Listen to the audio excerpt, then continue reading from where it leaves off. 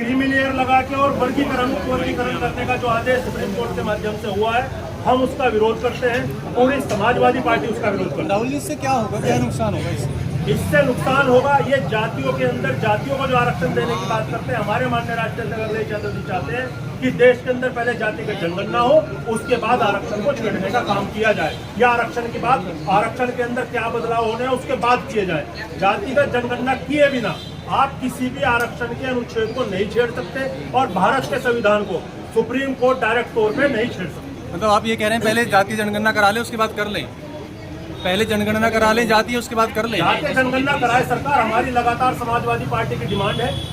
एक बार जातिगत जनगणना हो, उससे पता चल जाएगा भारत के अंदर रहने वाले कितने लोग कौन कौन सी जात के हैं, कौन कौन से जिनकी जितनी संख्या बारी उसकी उतने हिस्सेदारी के आधार पर समाजवादी पार्टी अपना काम कर रही है। राहुल जी, क्या इस ज्ञापन में बैकलॉग का भी कोई जिक्र किया गया है? आज सिर्फ इस आंदोलन को इस ज्ञापन में सिर्फ और सिर्फ आज जो एक अगस्त का जो मामला है उसे लेकर इसके अंदर ज्ञापन के अंदर उसका वो किया गया। देखिए, सुप्रीम कोर्ट का अभी कुछ दिन पहले एक आदेश आया जिसमें आरक्षण को कैटेगराइज करने की बात कही, जो कि आरक्षण और संविधान की मूल भावना के खिलाफ है। इसकी हम मजम्मत करते हैं। मजम्मत इस तरीके से करना चाहते हैं कि इसके जजमेंट के खिलाफ हिंदुस्तान में जितने भी गरीब लोग हैं, कमज़ोर लोग हैं, वो इसकी मुखालफत करते हैं। और हम ये चाहते हैं कि केंद्र की सरकार उससे डिमांड करते हैं कि वो इस तरह का एक बिल लेकर आए, ताकि जो मूल भावना है आरक्षण की और संविधान की वो कायम रहे। अगर उससे खिलवाड़ की जाती है तो उसके लिए लगातार हिंदुस्तान की जनता, न सिर्फ एससी समाज के, एसटी समाज के, बल्कि जो जितने भी कमज़ोर वर्ग हैं वो सब एक साथ मिलकर इस लड़ाई को लड़ने का काम करेंगे उस वक्त तक, जब तक कि ये कानून नहीं बन जाता जो कि पहले कानून था।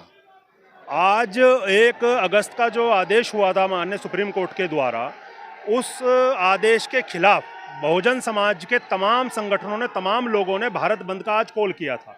उस कॉल को माननीय अखिलेश यादव जी के आदेशानुसार आज पूरे भारतवर्ष में समाजवादी पार्टी के नेता और कार्यकर्ता समर्थन कर रहे हैं।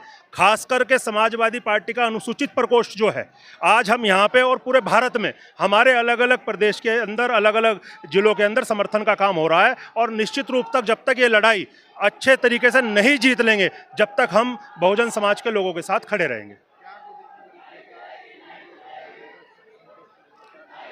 देखिए, सुप्रीम कोर्ट, माननीय जो सुप्रीम कोर्ट है वो इस तरीके के फैसले करके, अभी आपको 2 अप्रैल की घटना, 2 अप्रैल 2018 की घटना को नहीं भूलना चाहिए। उस समय भी माननीय सुप्रीम कोर्ट ने आपका SC ST एक्ट को छेड़ने का काम किया था, भारत बंद हुआ था, उसके बाद सरकार को झुकना पड़ा था। अभी भी सुप्रीम कोर्ट ने इस आदेश को करके जो उप वर्गीकरण का जो फैसला किया है, उससे जातियों के अंदर भेद हो जाएगा, जातियाँ अलग अलग खड़ी हो जाएंगी। और भारतीय जनता पार्टी ऐसा ही चाहती है, वो लोगों को अलग अलग करके अपना राज स्थापित करना चाहती है, उसे हम कतई बर्दाश्त नहीं करेंगे। और भारतीय जनता पार्टी और जो हमारे प्रधानमंत्री नरेंद्र मोदी जी, इस आदेश के तुरंत बाद उन्होंने अपनी कैबिनेट के लोगों को इकट्ठा किया और एक मैसेज दिया कि हम इस बात को कैबिनेट में पास करा के इसे खत्म करने का काम करेंगे, जैसा पहले में हुआ है। परंतु हम नरेंद्र मोदी जी के दोहरे चरित्र के भी खिलाफ हैं। एक तरफ तो बोलते हैं हम इसका विरोध करेंगे, दूसरी तरफ उनके शासित राज्य हरियाणा है, उत्तराखंड है, जहां उनके शासन के राज्य हैं, जहां उनकी पार्टी के वो सरकारें हैं, वो बोलती हैं, वहां के मुख्यमंत्री बोलते हैं हम इसे तत्काल प्रभाव से लागू करने का काम करेंगे। इस दोहरे चरित्र से भी भारतीय जनता पार्टी को बाहर आना चाहिए और लोगों की जो मूल भावना है उसे समझ के इस बिल को जो आदेश हुआ है उसके खिलाफ एक अपना अध्यादेश जारी करना चाहिए। देखिए, भारत बंद आप देख रहे हैं, अभी भी हजारों की संख्या में लोग रोडों पे हैं।